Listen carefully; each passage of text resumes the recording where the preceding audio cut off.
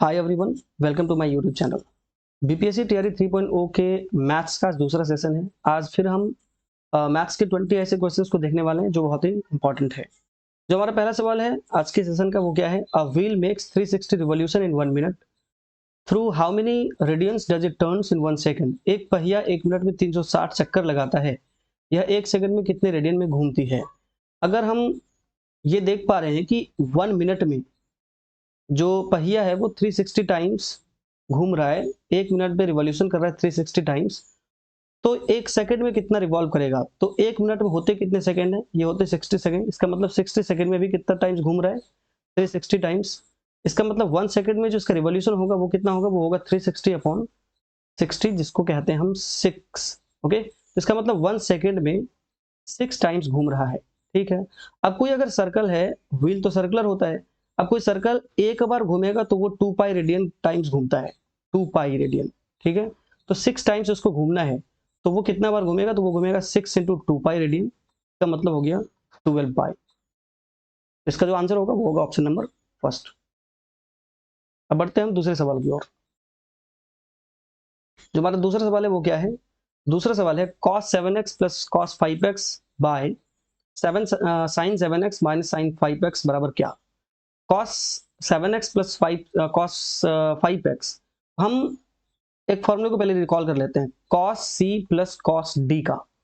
cos c plus cos d के अगर फॉर्मूले का हम बात करें तो cos c plus cos d क्या होता है? ये होता है 2 cos c plus d by 2 into cos c minus d by 2। अगर हम sin c minus sin d का बात करें, sin c minus sin d, तो sin c minus sin d होता है 2 cos c plus d by 2 into sine c minus D by 2। अब यहाँ पे इन फॉर्मूला का हम यूज करेंगे और इस फॉर्मूला का यूज करके हम आंसर तक पहुंचने का ट्राई कर रहे हैं। cos 7x plus cos 5x है, तो ये हमारा हो जाएगा 2 cos c plus d 7x plus 5x 12x by 2 6x into cos 7x minus 5x 2x by 2 which is x by 2 cos c plus d by 2 7 plus 5 12 by 2 6x into sine 7 minus 5 2x minus by 2 which is x। यहां से हम क्या देख पा रहे हैं? यहां से हम देख पा रहे हैं कि ये 2 cos 6x 2 cos 6x cancel out हो रहा है। यहाँ पे बच रहा है cos x by sin x, जिसका मतलब होता है cot x। ठीक है, तो इस सवाल का जो आंसर होना है वो होना है ऑप्शन नंबर बी। अब बढ़ते हैं तीसरे नंबर के सवालों पे। जो हमारा तीसरा नंबर का सवाल है वो क्या है? How many digit telephone numbers can be constructed using the digit 0 to 9 if each number starts with 67 and no digits appear more than once।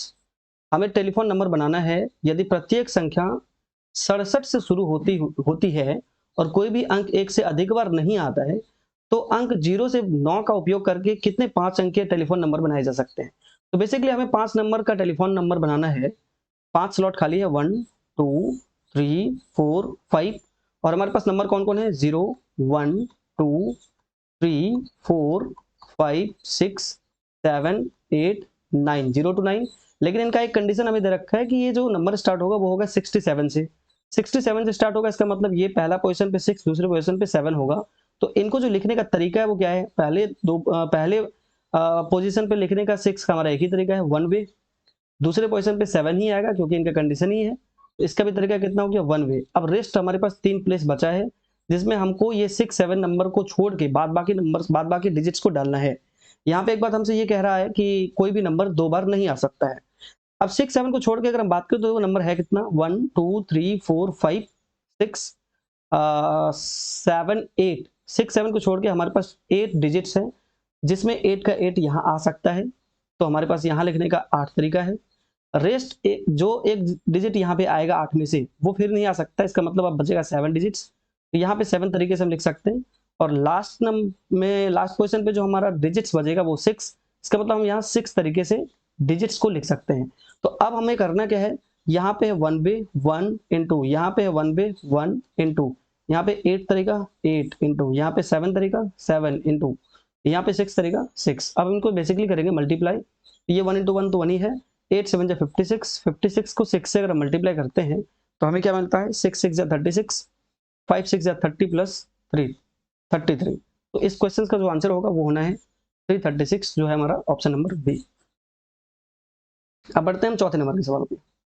जो हमारा फोर्थ नंबर का क्वेश्चन है वो क्या है, what is the coefficient of x to the power 5 in x plus 3 whole raise to the power 8। x plus 3 whole raise to the power 8 में x to the power 5 का गुणांक क्या होगा। देखो बाइनोमियल थ्योरम का एक सवाल है हमारा, और अगर हम बाइनोमियल थ्योरम में a plus b to the power n हमें अगर गिवन हो और हमें इसका अगर जनरल टर्म पता करना हो तो वो क्या होता है, वो होता है टी आर प्लस वन बराबर n c r a to the power n minus r b to the power r. ये होता है इनका जनरल टर्म, और इसी जनरल टर्म में हम n का वैल्यू हमें गिवन है 8 को पुट करेंगे और हम पता करेंगे कि x टू द पावर 5 का गुणांक डायरेक्ट हमें पता करना है कि कोएफिशिएंट क्या है। यहाँ पे n की जगह 8 है, अगर हम यहाँ पे general term T r plus one निकालें तो ये क्या होगा 8CR इंटू यहाँ पे a की जगह x है, x to the power 8 minus r into यहाँ पे b की जगह 3 है, 3 टू द पावर r। हमें चाहिए क्या, हमें चाहिए x टू द पावर 5 का कोएफिशिएंट। तो इसका मतलब यहाँ पे जो ये x हमें दिख रहा है इस पे पावर 5 चाहिए, अगर इन पे पावर 5 चाहिए तो यहाँ पे r क्या होना चाहिए, r होना चाहिए 3। अगर हम r की जगह 3 रखते हैं तो 8 माइनस 3 हो जाता है 5, इसका मतलब r की जगह सब जगह हम 3 रखेंगे, तो क्या होगा ये 8C3 into x to the power 5 into 3 to the power 3। ठीक है, जब हम r को 3 रखे हैं तो 8 माइनस 3 हो गया 5, यहाँ पे r की जगह 3। तो अब x टू द पावर 5 का कोएफिशिएंट क्या होगा, वो होगा 8C3 into 3 to the power 3। 8C3 into 3 to the power 3 हो गया हमारा x टू द पावर 5 का कोएफिशिएंट। और इनको अगर हम फाइंड आउट करने चले तो ये क्या होगा factorial 8 by 3 factorial into 8 minus 3 factorial which is 5 factorial, और यहाँ पे 3 3 9 3 27। इसको अगर हम और सॉर्ट आउट करें तो ये हो गया 8 into 7 into 6 into 5 factorial by 3 factorial को लिख सकते हैं 3 इंटू 2, और 5 फैक्टोरियल तो है ही क्योंकि 5 फैक्टोरियल ऊपर भी है तो ये हो जाएगा हमारा कैंसिल। यहाँ से 5 फैक्टोरियल हो रहा है कैंसिल, यहाँ पे 3 से 9 टाइम्स 9 3 9 27 हो रहा है कैंसिल, 2 से 3 टाइम्स 6 हो रहा है कैंसिल। ठीक है, अब कैंसिल होना नहीं है, अब हमें मल्टीप्लाई करना है बेसिकली 8 इंटू 7 इंटू 3 इंटू 9, 8 7 जा 56 इंटू 9 3 जा 27। अब 56 को अगर 27 से मल्टीप्लाई करते हैं हमें क्या मिलता है 6 7 जा 42, 7 5 जा 35 प्लस 4 39, 6 2 जा 12, 5 2 जा 10 1 11, 2 9 2 11 3 1 4 1 5 1। तो इसका आंसर हो जा रहा है हमारा 1512, जो है हमारा ऑप्शन नंबर सी। ओके, हम बढ़ते हैं फिफ्थ नंबर के सवालों पे। जो हमारा पांचवा सवाल है वो क्या है, in a triangle ABC AD is the angle bisector of angle A if AB is 8.4 and AC is 5.6 and DC is 2.8 centimeter then the length of the side BC will be। देखो हमें क्या दे रखा है, एक triangle दे रखा है, एक triangle दे रखा है जिसका नाम है ABC। मान लो कि ये हमारा एक ट्राइंगल है ABC, ठीक है, जिसमें AD जो है वो एंगल A का बाइसेक्टर है। यहाँ पे AD जो है वो क्या है, वो परपेंडिकुलर नहीं है, ये है angle bisector of angle A। इसका मतलब ये एंगल दोनों बराबर होगा। ठीक है, अब क्या गिवन है हमें गिवन है AB 8.4, AB गिवन है हमें 8.4, AC गिवन है 5.6, AC गिवन है 5.6, DC 2.8, DC है 2.8, और हमें निकालना है BC का लेंथ, हमें निकालना है ये पूरा लेंथ। ठीक है, हम एज्यूम कर ले रहे हैं BD को X। ठीक है, तो एंगल बाइसेक्टर थ्योरम क्या कहता है, अगर यहाँ पे ये एंगल को बाइसेक्ट कर रहा है तो एंगल बाइसेक्टर थ्योरम हमारा कहता है कि AB बाय AC ये बराबर होगा BD बाय CD, अगर ये एंगल को बाइसेक्ट करता है देन। तो AB बाय AC का अगर हम बात करें तो AB हमारा गिवन है 8.4, BC गिवन है AC गिवन है हमें 5.6 बराबर BD गिवन है हमें नहीं BD तो निकालना है, CD हमें गिवन है 2.8। ठीक है, यहाँ से 2.8 से 2 टाइम्स 5.6 कैंसिल होगा, 2 से ये कैंसिल होगा, 4 से 8 इंटू 2 से 4 4.2। इसका मतलब जो हमारा x का वैल्यू आ गया वो आ गया 4.2, और हमें निकालना क्या है, निकालना है हमें BC। इसका मतलब ये x और 2.8 दोनों होगा ऐड, तो x जो है हमारा वो है 4.2 और जो CD है वो है 2.5। इन दोनों को अगर हम ऐड करते हैं तो हमें मिलता है BC, क्योंकि BC बराबर होता है BD प्लस CD। ठीक है, और BD जो हमारा था वो था x, वो है हमारा 4.2, 5 to 7, 4 to 6, इसका मतलब इसका जो आंसर आ रहा है वो आ रहा है 6.7। कहीं हम गलती कर रखे हैं क्या, एक बार देख लेते हैं। 8.4 ओके बाय 5.6 बराबर x बाय 2.8 ओके। 2 टाइम्स ये कैंसिल हो रहा है, 2 4 से 8, 2 2 से 4, 4.2 आ रहा है x। 4.2 अगर हम ऐड कर रहे हैं किसमें तो अच्छा 2.8 है वहां पे, यहाँ पे है 2.8। अगर हम 4.2 को 2.8 से ऐड करते हैं तो जो हमारा आंसर होगा वो होगा क्या, वो होगा 8 to 10, 4 to 7, 4 to 6 1 7। इसका आंसर होगा 7.0 विच इज इक्वल टू 7, जो है हमारा ऑप्शन नंबर बी। ठीक है, अब बढ़ते हैं छठे सवाल पे। जो हमारा 6 नंबर का सवाल है वो क्या है, if x to the power 4 plus 1 by x to the power 4 is 47, then what is the value of x cube plus 1 by x cube। हमें गिवन क्या है, हमें गिवन है x to the power 4 plus 1 by x to the power 4, ये हमें given है 47। हम इनको कैसे सॉल्व करें, तो हम इसको लिख सकते हैं ऐसा, x square whole square plus 1 by x square whole square, ये बराबर है 47। अब इसको हम लिख सकते हैं क्या, x square plus 1 by x square whole square minus 2, ये बराबर होगा हमारा 47। देखो होता क्या है, अगर a square plus b square है तो इसको हम लिख सकते हैं a plus b whole square minus 2ab, जो यहाँ पे हम करें हैं, यहाँ पे 2ab में x इंटू 1 बाय एक्स भी आ जाता है, जो हो रहा है कैंसिल। ये हमारा हो जाएगा x square plus 1 by x square whole square बराबर यहाँ पे 49 है नहीं ना, यहाँ तो 47 है। 49 तब होगा जब ये ऐड होगा, यहाँ पे हो जाएगा हमारा 49 जब हमारा 2 इधर आएगा। इसका मतलब ये है कि x square plus 1 by x square जो है वो हमारा हो जाएगा क्या, वो हमारा हो जाएगा 7, 49 का स्क्वायर रूट।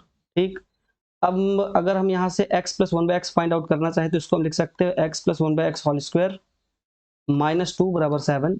यहाँ से हमें मिल जाएगा x plus 1 by x whole square बराबर 7 प्लस 2 9।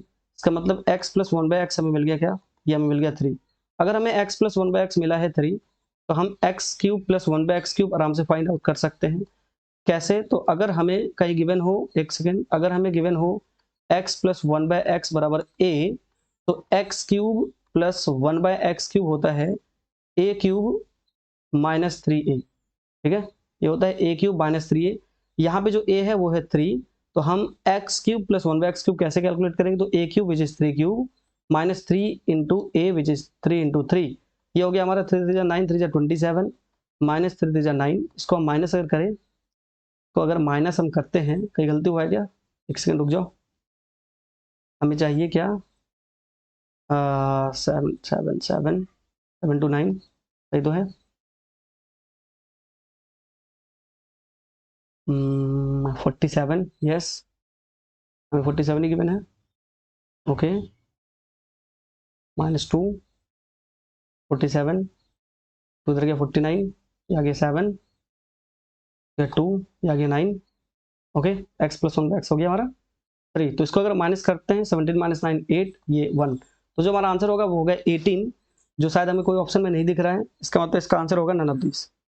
ठीक है, इसका आंसर होगा 18। हम बढ़ते हैं कुछ और सवालों की ओर। जो हमारा सवाल नंबर 6, सवाल नंबर 6 नहीं बल्कि सवाल नंबर 7। जो 7वां सवाल है वो हमारा क्या है, Raju, Sunil and Vishal can separately finish a work in 20, 30 and 40 days respectively. In how many days Raju can finish the work if he is assisted by Sunil and Vishal on alternate days starting with Sunil. Raju, Sunil और विशाल एक काम को क्रमशः 20, 30 और 40 दिनों में पूरा कर सकता है। तो ये राजू, कौन कौन है, राजू, सुनील, विकास, ये तीनों मिलके एक काम को, विकास नहीं बल्कि विशाल, ये तीनों मिलके अलग अलग से 20, 30, 40 दिनों में पूरा कर सकते हैं काम को। यदि राजू सुनील से शुरू करे, यदि राजू सुनील से शुरू करके वैकल्पिक दिनों में सुनील और विशाल की सहायता ले। इसका मतलब यह है कि राजू तो सब दिन काम कर रहा है, लेकिन सुनील और विशाल इनको एक एक दिन आके असिस्ट कर रहा है। इसका मतलब अगर राजू पहला दिन काम कर रहा है तो इनके साथ सुनील कर रहा है पहला दिन, फिर राजू तो सब दिन कर रहा है, इनके साथ दूसरा दिन कर रहा है विशाल, फिर तीसरा दिन सुनील साथ दे रहा है राजू का, फिर चौथा दिन विशाल। इसी तरह से काम को खत्म करना है तो कितने दिनों में खत्म होगा, तो राजू, सुनील और विशाल कर रहा है अलग अलग से 20, 30 और 40 दिनों में काम को खत्म। तो ये टोटल जो वर्क है हमारा वो क्या है, तो 20, 30 और 40 अगर एलसीएम ले तो वो हो जाएगा हमारा क्या, वो हो जाएगा हमारा 120। ठीक है, तो ये हमारा राजू का हो गया एक दिन का काम कितना 6, सुनील का काम एक दिन का क्या हो गया 4, और विशाल का एक दिन का काम हो जाएगा 3। ठीक है, तो एक दिन अगर काम करेगा राजू, तो राजू के साथ पहला दिन काम करेगा सुनील। तो एक दिन का काम क्या होगा, वन डे का जो वर्क होगा वो होगा 6 + 4 10, ठीक है। दूसरे दिन का जो वर्क होगा second day work, second day work में अब सुनील इनके साथ नहीं रहेगा, अब रहेगा विशाल इनके साथ। तो 6 + 3 9, इसका मतलब पहले दिन 10 काम हुआ, दूसरे दिन 9 काम हुआ। तो इसका मतलब 2 दिन का जो काम है, 2 दिन का जो काम है वो है 10 + 9 विच इज 19। 2 दिन में 19 काम हो रहा है। अगर हम इसको यहाँ से 6 से मल्टीप्लाई करते हैं तो ये हो जाता है 114, 19 6 114। तो इसका मतलब इधर भी हमें 6 से मल्टीप्लाई करना पड़ेगा, ये हो गया 12। तो इसका मतलब 12 डेज में जो काम हो जाएगा वो हो जाएगा हमारा 114। 12 दिन में 114 काम हमारा हो चुका है। अब रेस्ट काम बचा कितना, तो हमारे पास काम कितना यूनिट है, तो वो है 120। तो रेस्ट काम क्या बचा, 120 - 114 जो हमारा है 6। इसका मतलब अब 6 काम है, और अब करना किसको है, तो फिर इधर से स्टार्ट होगा राजू से। तो राजू और सुनील को मिलके करना है। राजू और सुनील एक दिन में काम कर रहा है 10, लेकिन उसको काम करना है बस 6। तो राजू और सुनील अगर मिलके करेगा तो वो कितने दिनों में करेगा, वो करेगा 10/6 डेज में, ठीक है। ये करेगा, उल्टा हो गया क्या, एक सेकेंड, ये करेगा, ये ऐसा नहीं। राजू और सुनील एक काम को 10 दिन में कर रहा है, मतलब एक दिन का काम इसका 10 काम है, ठीक है। एक दिन में 10 काम कर रहा है, इसको 6 काम करना है ना। तो 10 काम कर रहा है एक दिन में, 10 काम कर रहा है एक दिन में, जो 6 काम करेगा कितने दिनों में, तो ये करेगा 6/10 दिनों में, ठीक है। तो 6/10 को अगर हम कैलकुलेट करें तो ये हो जाएगा 2 3 6, 2 5 10। तो अब ये जो 6 काम बचा वो 3/5 डेज में पूरा करेगा। तो टोटल काम कितने दिनों में पूरा हुआ, 12 काम इधर 12 दिन में हो गया था 114 वर्क, रेस्ट 6 काम बचा है तो उसको खत्म कर रहा है 3/5 डेज में। तो टोटल जो टाइम लगेगा वो लगेगा 12 + 3/5, 12 + 3/5, और 12 + 3/5 हो गया हमारा 12 होल 3/5 डेज। का मतलब इसको काम खत्म करने में 12.3/5 दिन लगेगा, जो है इसका ऑप्शन नंबर कौन, तो ए इसका करेक्ट आंसर। हम बढ़ते हैं कुछ और सवाल की ओर, जो हमारा है 8वां सवाल। 8वां सवाल क्या है, calculate the HCF of 12/5, 14/15 and 16/17। अगर हमें किसी भी फ्रैक्शन का HCF निकालना हो, बहुत सारा फ्रैक्शन गिवन हो और उनका HCF निकालना हो, तो अगर HCF निकालना हो तो हम न्यूमरेटर का निकालेंगे HCF, लेकिन डिनोमिनेटर का निकालेंगे हम LCM। तो देखो HCF निकालना है हमें, तो इनमें न्यूमरेटर कौन कौन है, 12 है, 14 है, 16 है, हम इनका निकाल लेंगे HCF। और नीचे वाले का निकाल लेंगे 5, 15, 17 का LCM। देखो इसका अगर हम LCM निकालते हैं तो क्या होता है, 5 × 5, 5 3 15, 17, और ये घटेगा नहीं, तो ये हो गया 5 3 15 × 17, और 15 × 17 कर लेते हैं। 15 × 17 अगर हम करते हैं तो 5 7 35, 7 1 7 3 10, 5 1 5 5 2। तो ये LCM तो हो गया 255। अब इनका HCF अगर निकालने चले तो देखो 12 और 14 का HCF निकाल लो पहले। 12 1 12, 4 - 2 2, 12, 2 6 12, इसका तो आ गया 2, फिर 2 से निकालो 16 का, तो 2 से 16 का निकालोगे तो ये हो गया 2 ही। तो HCF जो आया 12, 14 और 16 का वो आएगा 2, और LCM क्या आया 255। तो फ्रैक्शन का जो HCF होगा वो होगा 2/255। मतलब HCF होता है पहले, अगर हमें HCF निकालना हो फ्रैक्शन का तो ऊपर का होगा HCF, नीचे का होगा LCM। लेकिन अगर इनका हमें LCM निकालना होता तो ऊपर का निकालते हम LCM, नीचे का निकालते HCF। लेकिन यहाँ पे हमें निकालना है HCF, इसलिए हम ऊपर का निकाले हैं HCF, नीचे का LCM, जो हमारा आंसर आ गया 2/255, और ये है ऑप्शन नंबर बी। ओके, अब बढ़ते हैं हम 9th नंबर के सवाल पे। जो हमारा 9वां सवाल है वो क्या है, the CI on a sum of ₹5500 at 15% per annum for 2 years when the interest is compounded 8 monthly is। रुपये की राशि पर CI 5500 पर, अच्छा 5500 रुपया है, प्रिंसिपल हमें गिवन है, मतलब जो मूलधन हमारा है वो गिवन है 5500 रुपया। टाइम दे रखा है ये 2 साल, टाइम है 2 साल, और रेट है हमारा 15%। लेकिन ये जो ब्याज जो है ये संयोजित होता है 8 मासिक, 8 मंथली है। क्योंकि ब्याज 8 मंथली है तो रेट और टाइम में ये फर्क पड़ेगा। तो रेट क्या होगा, अगर ब्याज 8 माही हो, 8 मासिक हो, तो ये होगा 8/12 × 15, ठीक है। ये होगा 8/12 × 15, तो ये कट जाएगा 4 2 8, 4 3 12, 3 5 15। तो अब जो रेट आएगा डिफॉर्म होगी वो आएगा 10%, ठीक है। अब जो नया रेट है वो आ गया 10%। और जो टाइम होगा, देखो कितने दिन के लिए है, 2 साल के लिए है। 2 साल में कितने महीने होते हैं, 2 साल में होते हैं 24 मंथ, और ये 8 माही है, तो इसका मतलब इसको हम 3 पार्ट में बांट सकते हैं। 888, तो ये 38 मंथ का हो गया, 8 3 जा 24। इसका मतलब हमें जो यहाँ पे टाइम होगा वो 38 ईयर के लिए होगा। और क्योंकि रेट 10% है, यहाँ से हम क्या देख सकते हैं 10/100, जिसका मतलब होता है 1/10। इसका मतलब पहले 8 मंथ के लिए हो गया 10 से 11, ठीक है प्रिंसिपल। दूसरे 8 महीने के लिए हो गया फिर 10 से 11, तीसरे 8 मंथ के लिए फिर हो गया हमारा 10 से 11, तो 3 8 मंथ है। अब हम करेंगे क्या, ये जो लेफ्ट साइड में है 10 10 10, इसको करेंगे मल्टीप्लाई, और इधर भी करेंगे मल्टीप्लाई। 10 इंटू 10 इंटू 10 होता है हमारा 1000, 11 इंटू 11 इंटू 11 होता है 1331। ऐसा ही है, देख लो 121 इंटू 11 करना है, ये हो गया 121 121 1331, ठीक है 1331। अब क्या है कि ये जो लेफ्ट साइड में आया है ये हो गया हमारा प्रिंसिपल, ये जो है 1000 ये होगा प्रिंसिपल, और ये होता है हमारा अमाउंट। यहाँ पे जो हमारे सवाल में गिवन है प्रिंसिपल, वो गिवन है 5500। इसका मतलब 1000 बराबर होता है 5500, इसका मतलब 1 बराबर होगा कितना, तो 5.5, 1 यूनिट बराबर है 5.5। और हमें चाहिए कंपाउंड इंटरेस्ट, ये अमाउंट माइनस प्रिंसिपल करेंगे तो ये आ जाएगा हमारा कंपाउंड इंटरेस्ट। तो 1331 में अगर हम 1000 को माइनस करते हैं तो ये हमारा आता है 331। इसका मतलब 331 यूनिट, 1 यूनिट है हमारा 5.5, तो 331 यूनिट कितना होगा, तो इसको करना पड़ेगा हमें मल्टीप्लाई। तो ये हो गया हमारा 331 इंटू 5.5। अगर हम इसको मल्टीप्लाई करते हैं 331 को 55 से, तो हमें क्या मिलता है, ये मिलता है 5 5 3 जा 15, 5 3 जा 15 1 16, फिर वही मिलेगा हमें 5 5 6 1 ये हो गया 5 5 5 10, 6 5 11 1 12, 6 1 7 1 8 1, और ये आ गया हमारा 1820, लेकिन एक पॉइंट भी है तो इसका आंसर आ जाएगा क्या, इसका आंसर आ जाएगा 1820.5, जो है हमारा ऑप्शन नंबर सी 50 हम लिख सकते हैं यहाँ पे, ये है हमारा करेक्ट आंसर। अब बढ़ते हैं हम दूसरे सवाल की ओर। जो हमारा 10वां सवाल है वो क्या है, what is the 12th term of a GP whose 8th term is 192 and common ratio is 2। हमें किसी जीपी का 12वां पद निकालना है अगर उनका 8वां पद 192 है। तो देखो क्या है कि अगर हम nth टर्म का बात करें जीपी का, तो वो होता है AR⁻n-1, जहाँ पे R होता है कॉमन रेशियो, A होता है इनका फर्स्ट टर्म, और N है नंबर ऑफ टर्म्स। तो यहाँ पे 8वां पद दिया हुआ है, इसका मतलब ये 7 दिया हुआ है, कितना AR⁻8-1 विच इज 7। अच्छा यहाँ पे पहला पद तो गिवन नहीं है, what is the 12th term of the GP whose 8th term is 192 and common ratio given है हमें, कॉमन रेशियो गिवन है क्या, तो ये हो गया A इंटू आर, आर दिया हुआ हमारा 2 पे पावर 7, और इनका वैल्यू हमें दिया है 192, ठीक है। तो A बराबर क्या होगा, ये होगा 192 by A to the power 7, sorry A to the power 7 नहीं, 2 टू द पावर 7।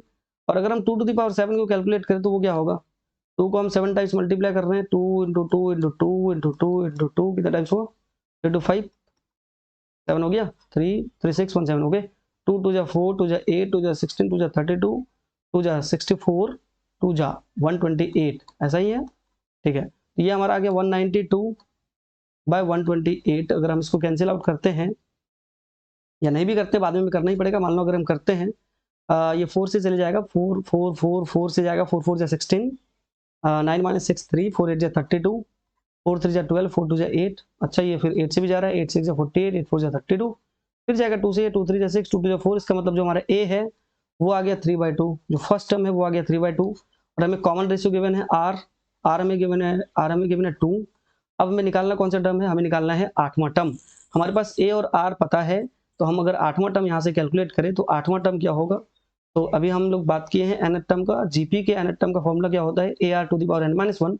तो यहाँ पे 8वां टर्म निकालना है, 8वां नहीं 12 टर्म निकालना है, 12वां टर्म निकालना है, तो A12 क्या होगा, ये होगा AR⁻12-1 विच इज 11।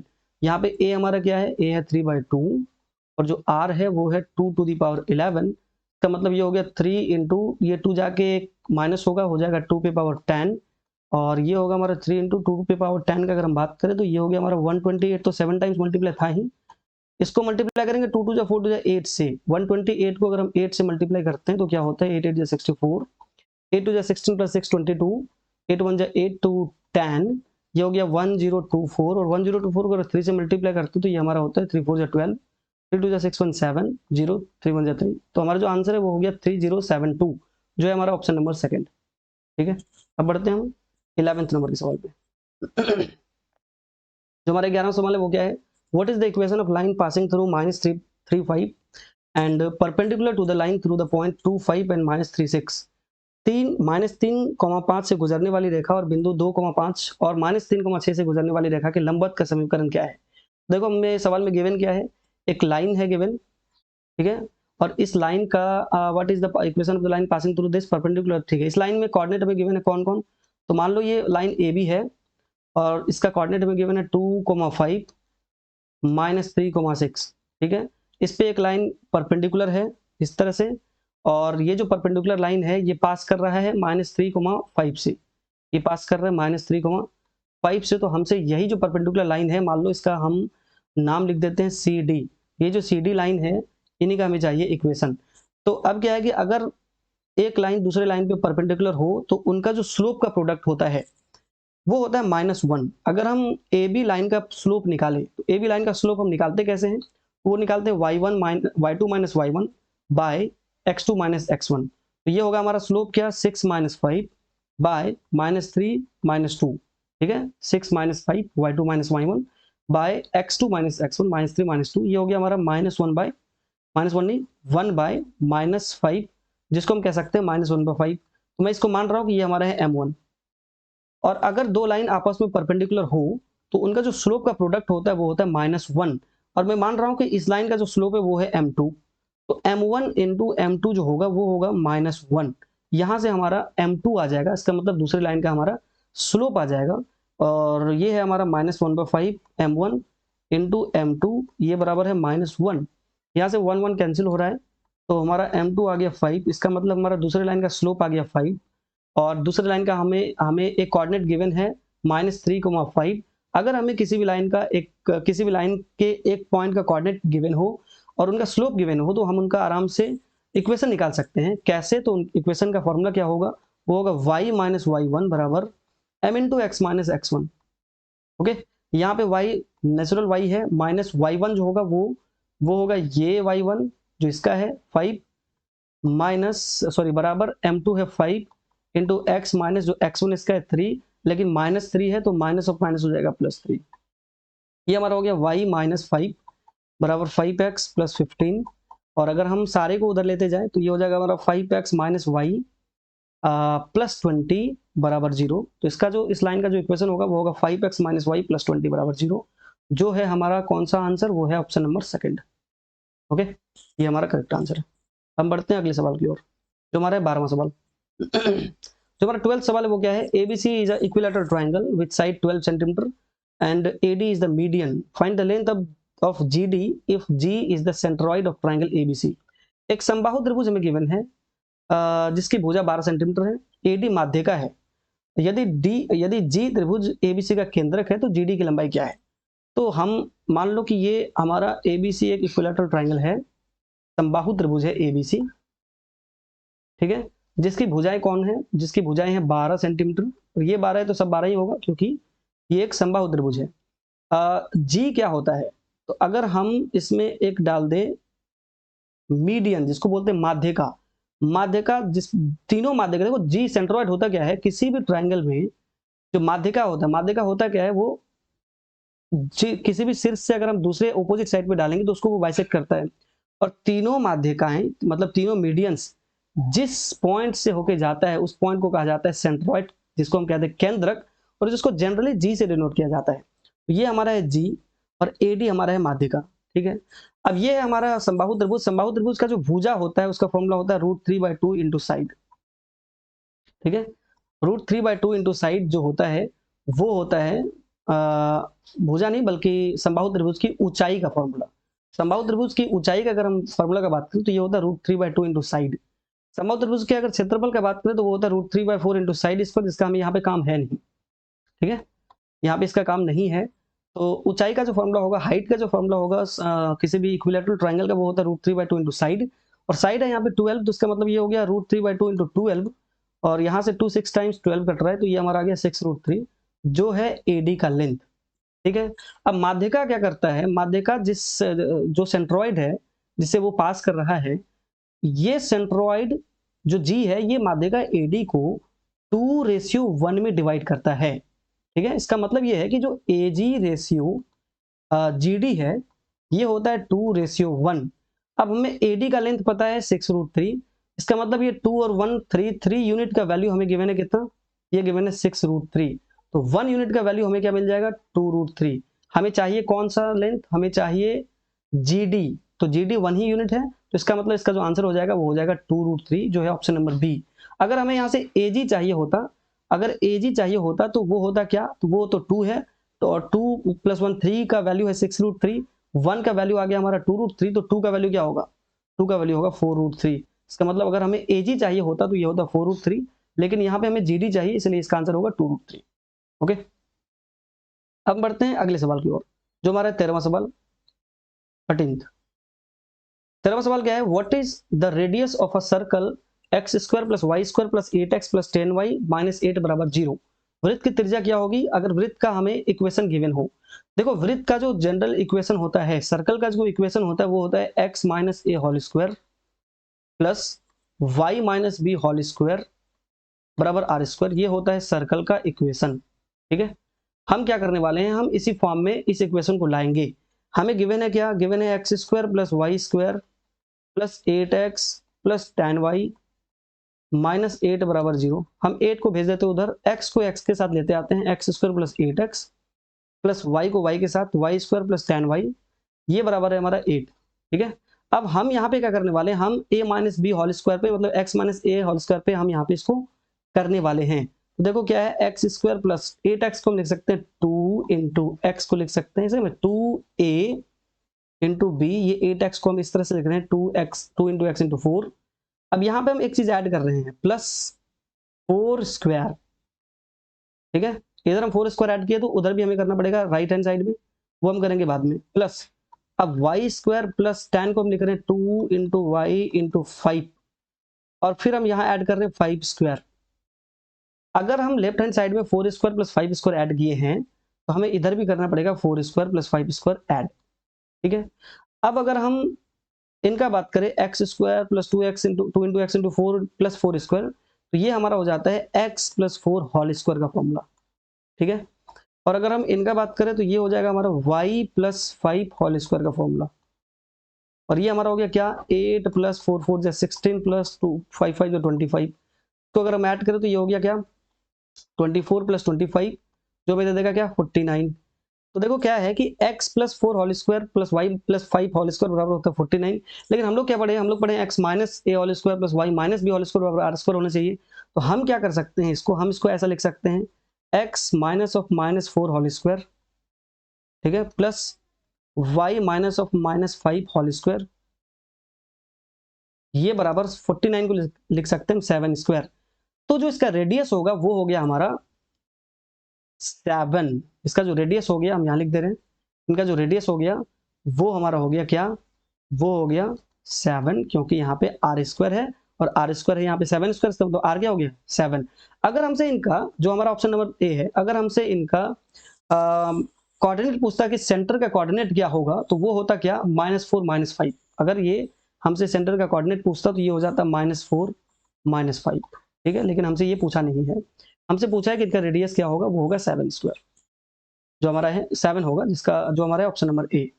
अब हम बढ़ते हैं 14th नंबर के सवाल पे, जो हमारा 14वां सवाल है वो क्या है, what will be the distance between the point 1, -3, 4 and दूसरा पॉइंट है Q -4, 1, 2।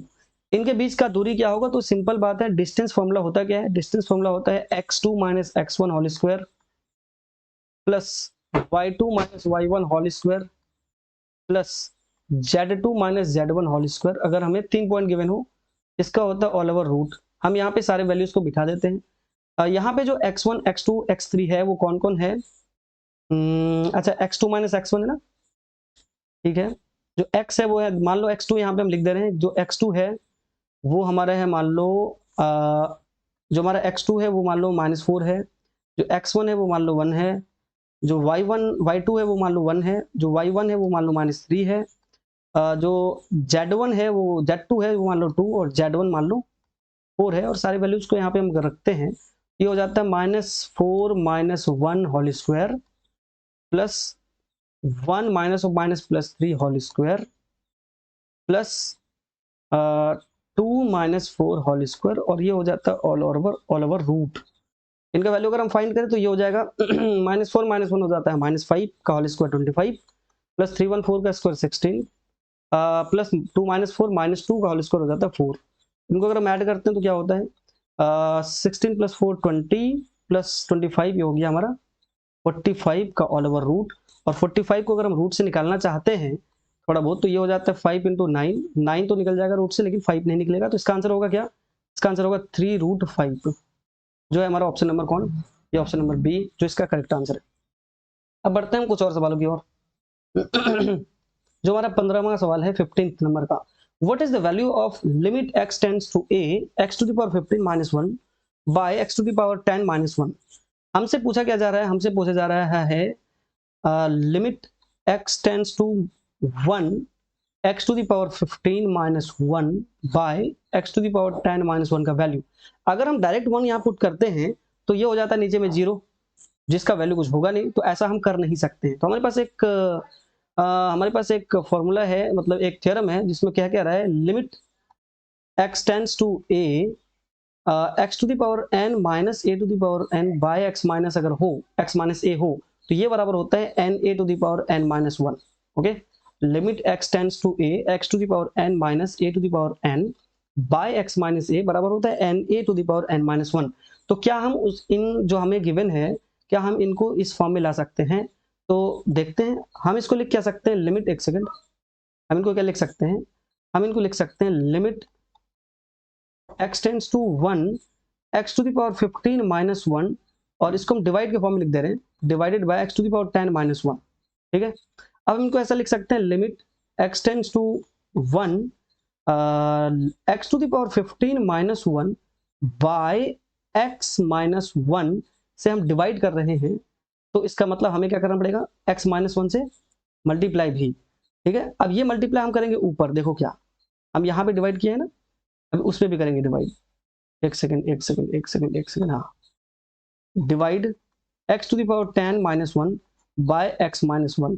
देखो हम दोनों में x माइनस 1 से डिवाइड किए हैं, इसमें भी, इसीलिए इसमें कोई फर्क नहीं पड़ेगा, क्योंकि x माइनस 1 और x माइनस 1 दोनों हो जाएगा बाद में कैंसिल।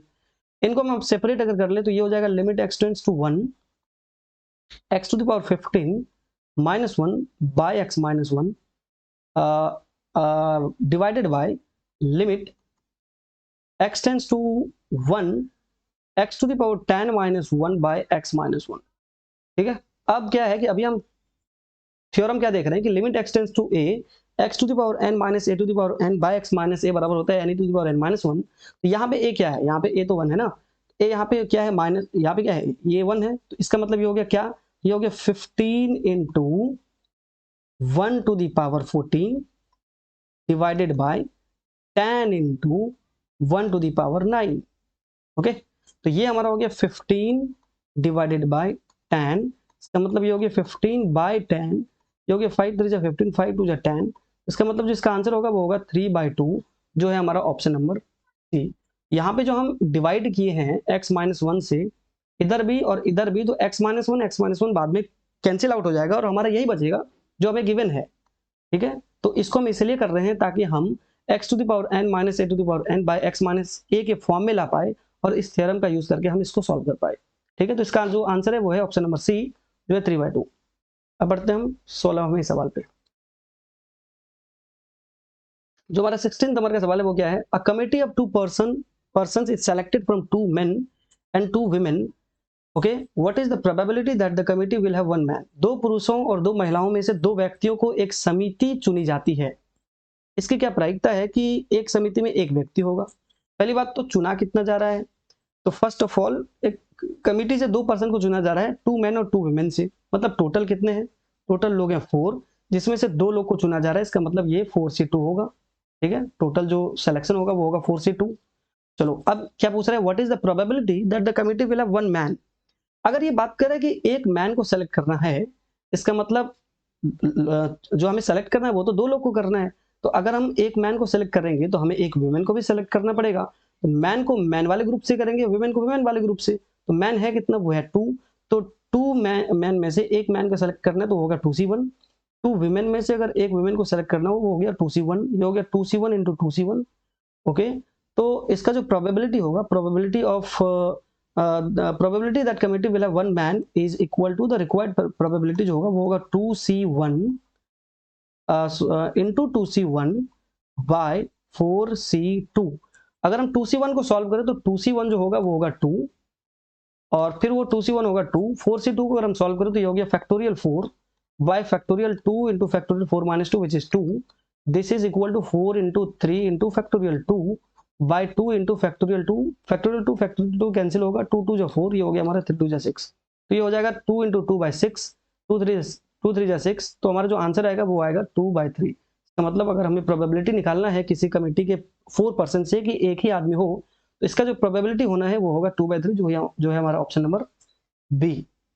ओके, अब हम बढ़ते हैं 17th नंबर के सवाल पे। जो हमारा 17वां सवाल है वो क्या है, for what values of k does the quadratic equation 4x² minus 12x minus k is equal to 0 have no real root. के किन मानों के लिए द्विघात समीकरण 4x² माइनस 12x माइनस के बराबर 0 का कोई वास्तविक मूल नहीं है। अगर रियल रूट नहीं होता है तो डिस्क्रिमिनेंट होता है लेस देन 0। डिस्क्रिमिनेंट होता क्या है, वो होता है b² minus 4ac, which is b² minus 4ac is always less than 0। यहाँ पे जो b है वो क्या है, वो है 12, मतलब -12। तो b² माइनस 4ac अगर यहाँ से हम कैलकुलेट करें इक्वेशन से, तो ये क्या होगा, ये होगा -12 का होल स्क्वायर माइनस 4 इंटू ए हमारा 4 इंटू माइनस के, और ये होगा लेस देन 0। अगर इनको सॉल्व करें तो ये हो गया 144 माइनस ऑफ माइनस प्लस 4 4 जा 16 के लेस देन 0, ये हो जाएगा 16 के लेस देन माइनस 144। यहाँ पे k जो होगा वो होगा लेस देन 16 9 जा 144, तो k होगा लेस देन -9, जो है हमारा ऑप्शन नंबर ए इसका सही जवाब। अब बढ़ते हैं हम 18वें सवाल पे। जो हमारा 18th नंबर का सवाल है वो क्या है, वो है if alpha beta be the zeros of the polynomial 2x² plus 5x plus k such that alpha square plus beta square plus alpha beta is equal to 21/4, then what is the value of k. यदि alpha beta बहुपद 2x² plus 5x plus के शून्यक हो, और वो इस प्रकार हो कि alpha square plus beta square plus alpha beta बराबर हो 21/4, तो के का मान क्या होगा। तो पहली बात तो हमें गिवन है कि अल्फा बीटा 0 है 2x² प्लस 5x प्लस के का। तो अगर alpha beta 2x² plus 5x plus के का 0 है, तो अगर हम यहाँ से अल्फा प्लस बीटा कैलकुलेट करेंगे तो वो होता है -b/a, जो होगा हमारा -5/2। अगर हम अल्फा इंटू बीटा कैलकुलेट करेंगे तो ये हो गया हमारा k/2। तो अल्फा प्लस बीटा हमारा -5/2, अल्फा इंटू बीटा है k/2। अब में जो गिवन है वो है alpha square plus beta square plus alpha beta, ये हमें गिवन है 21/4। Alpha square plus beta square को हम लिख सकते हैं alpha plus beta whole square -2 alpha beta, और एक अल्फा बीटा ऑलरेडी है। ओके, ये बराबर हो गया हमारा 21/4। ये हो गया हमारा alpha plus beta whole square minus alpha beta बराबर 21/4। यहाँ पे अल्फा प्लस बीटा का वैल्यू हमें गिवन है, जो हम कैलकुलेट किए हैं वो क्या किए हैं, -5/2। इसका मतलब ये हो गया -5/2 whole square minus alpha beta का वैल्यू है k/2, और ये बराबर है 21/4। ठीक है, तो ये हो गया हमारा 25/4 माइनस k/2 बराबर 21/4। यहाँ से अगर हम k/2 को राइट हैंड साइड में लाते हैं तो ये हो गया हमारा 25/4 माइनस 21/4 बराबर k/2। ओके, k/2, और यहाँ से हमें मिल जाएगा 25 माइनस 21 4/4 बराबर k/2। इसका मतलब k जो है हमारा है वो हो जाएगा 2। ओके, तो k का वैल्यू होगा 2, जो है हमारा ऑप्शन नंबर फर्स्ट। जो हमारा लास्ट सवाल है वो क्या है, the internal and external radii of a hollow sphere are 3 centimetre and 5 centimetre respectively. The sphere is melted to form a solid cylinder of height 2 whole 2/3 centimeter. What is the diameter of a cylinder? एक खोखले गोले की आंतरिक और बाहरी त्रिज्याएं क्रमशः 3 centimetre और 5 centimetre given है। गोले को पिघलाकर 2.2/3 सेंटीमीटर ऊंचाई का एक ठोस बेलन बनाया जाता है। सिलेंडर का व्यास क्या है। अब देखो क्या है, अगर खोखला गोला हो, अगर होलो स्फीयर हो, तो उनका जो वॉल्यूम होता है, होलो स्फीयर का वॉल्यूम क्या होता है, पहले हम यहाँ लिख दे। वॉल्यूम मतलब आयतन, तो आयतन होता है खोखले गोले का, इसका, तो खोखले गोले का, खोखले गोले का ये होता है क्या, 4/3 पाई R1 cube minus R2 cube, जहां पे R1 और R2 एक्सटर्नल और इंटरनल रेडियस है रिस्पेक्टिवली। यहाँ पे मान लो R1 गिवन है हमें 5 और R2 गिवन है मान लो 3, ठीक है, और इनको मेल्ट करा गया है और एक सिलेंडर बनाया गया है जिनका हाइट हमें गिवन है। अब क्योंकि मेल्ट करके अलग शेप दिया गया है तो इनमें वॉल्यूम में कोई चेंज आना नहीं है, तो इसका मतलब जो वॉल्यूम होगा 4/3 पाई R1 क्यूब मतलब 5 क्यूब माइनस 3 है, ये 3 क्यूब, ये जो होगा ये बराबर होगा सिलेंडर के वॉल्यूम का, और सिलेंडर का वॉल्यूम है पाई R स्क्वायर H, तो ये हो गया पाई इंटू आर, आर हमें गिवन है क्या, नहीं आर तो हमें निकालना है, पाई R स्क्वायर जो H है वो है 2 होल 2/3, इसका मतलब हो गया 3 to the 6 to 8/3। यहां से हम R को कैलकुलेट कर सकते हैं। यहाँ देखो पाई और पाई कट जाएगा, पाई और पाई हो रहा है कैंसिल, ठीक है, 4 से 2 टाइम्स 8 जाएगा, 3 से 3 कैंसिल होगा, ये हो गया 5 5 जो 125, 5 जो 125 माइनस 3 3 9 3 27, ये बराबर है 2R स्क्वायर। ओके, तो माइनस करो तो 15 माइनस 7 8, 11 माइनस 2 9, 98 बराबर है 2R स्क्वायर। यहाँ से R अगर हम कैलकुलेट करें तो ये हो जाएगा 2 4 जा 8, 2 9 जा 18, तो R स्क्वायर अगर हम कैलकुलेट करें तो ये हो जाएगा 49, और यहाँ से अगर हम R निकालें तो वो हो जाएगा 7। तो जो रेडियस होगा किसका, तो सिलेंडर का मतलब बेलन का, वो होगा 7 सेंटीमीटर। क्या रेडियस निकालना है, नहीं इसका व्यास निकालना है, डायमीटर निकालना है। रेडियस हमारा 7 है तो डायमीटर हो जाएगा क्या, व्यास जिसको कह रहे हैं, डायमीटर हो जाएगा ट्वाइस ऑफ रेडियस 2 into 7 जो हमारा हो जाएगा 14, ठीक है, 14 होगा इसका आंसर। चलो तो आज हम 20 सवाल को देखें, फिर हम मिलते हैं अगले वीडियो के साथ, फिर 20 सवालों के साथ, और वैसे सवाल को हम लेने वाले हैं जो या तो एग्जाम में पूछा जा सकता है या पूछा हुआ है, ठीक है। तब तक के लिए thank you, take care, bye.